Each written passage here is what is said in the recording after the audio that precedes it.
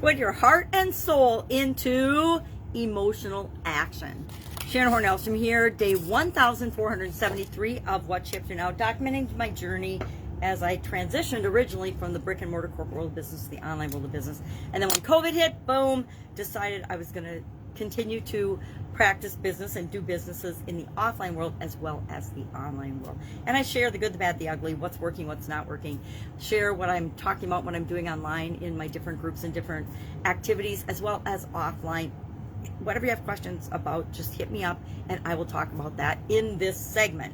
Now, today, our idiom for supersize your business was to put our heart and soul into something. And I realized that since COVID hit, I have actually been pulling in, and putting my heart and soul into smaller and smaller things. And I feel like during this time period in our life and in our world, and always, I should be expanding out. So I learned something about myself today as I did the idiom and as I talked about it, that I have, and it's not just a pandemic. Prior to the pandemic, certain things had happened in my life. A lot of it is my vision. So instead of expanding out and impacting more with respect to that, I've been using that as an excuse to not do certain things or participate in certain things. And it's not a very good excuse, right? At least I don't think it is. There's always a way, and I know this on a conscious level, but on a subconscious level, I realized that I was reeling things in, like fishing. I'm reeling things in, but not the right things. If that makes sense. So I always love it when I have a day in the morning where I'm like, oh, that's something I need to look at that I hadn't noticed before. Usually that happens almost every day.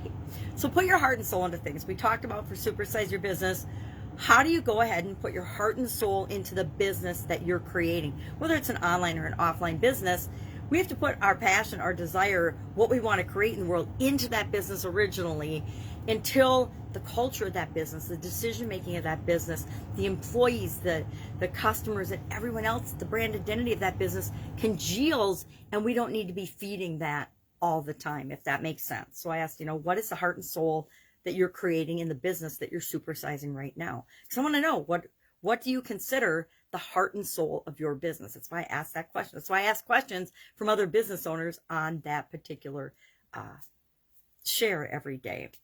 Our SOAP framework for our annual challenge this year, we're going through the SOAP framework with respect to emotions this segment, and we talked about action. The A in SOAP framework stands for action: story or situation, options, possibilities, what else is possible, action. How do we decide among alternatives? So I shared the plus or minus tool, as well as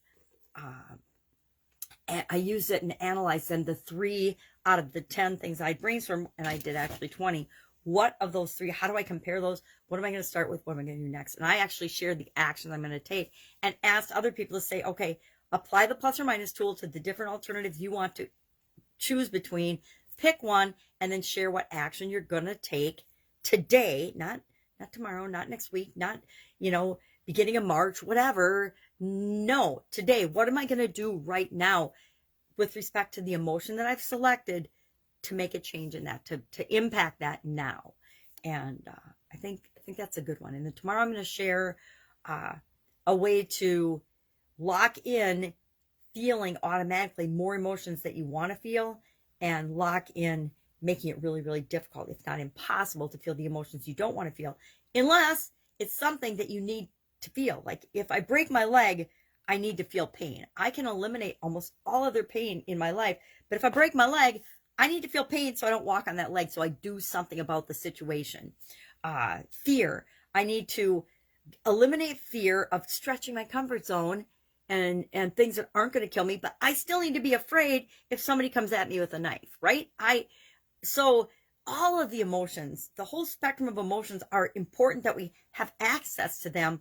We just don't want to feel them in the inappropriate places. And so we'll talk about that tomorrow. I'll share a tool that's guaranteed to make that clearer for each and every one of us. And, one of the things is we don't realize, at least no one ever taught me or trained me, that I got to decide and define the different emotions I was going to feel. I learned them, like everybody else does, through experience. And unfortunately, we don't all have perfect experiences throughout our entire life that teach us when fear is appropriate, when pain is appropriate, when love is appropriate, when jealousy or passion or the whole spectrum of gratitude, whatever, whenever different, what each of these different emotions can and should feel like for us in order to create the life that we want. So we're gonna do that on purpose throughout this annual challenge, to be ourselves, to do one thing every day that improves us, because we can. It's really interesting. I wish life came with a training manual on that when we were small, or a parenting manual. Jesus, didn't everybody want a parenting manual when they were having kids? We didn't, human beings don't come with a operation manual or how to do things, right? They don't come with instructions. And even if they did, it wouldn't work, because all of us are different. Every little human being is different. Both of my granddaughters, very different. Similar, high energy, amazing little beautiful humans, but they're very different. One is very shy, and she's, coming out of her shell with that. And the other one is very outgoing and very, very engaged with other people. But all of us are different. And so an operator's manual wouldn't even work. But it would be nice if we came and we learned universal laws, universal principles, that we have the ability to create our own life, define things, etc. Boy, would that have been nice to know, when I was a teenager, not when I was in my 40s and 50s. But I'm glad I found it when I did. All right. I have got a hugely busy day today, tons to do. If I can help you anyway, ask. Remember, I just want to be that resource.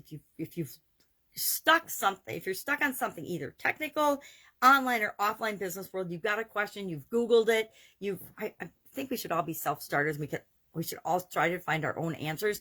And whenever we're struggling with anything, the first thing we'll do is we'll tell ourselves, I don't know what to do, right? Have you ever told yourself, I don't know what to do?